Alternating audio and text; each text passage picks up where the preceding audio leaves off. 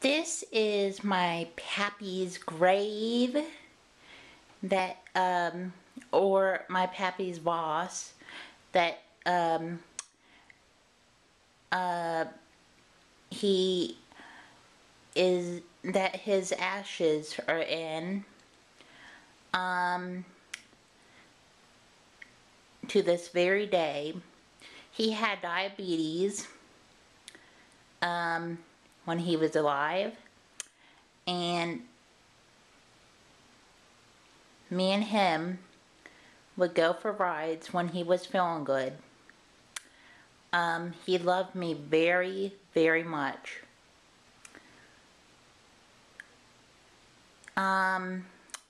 He was my step-grandfather, only he would prefer me to call him Pappy, or his Pappy, or my Pappy, or my Pappy Daddy.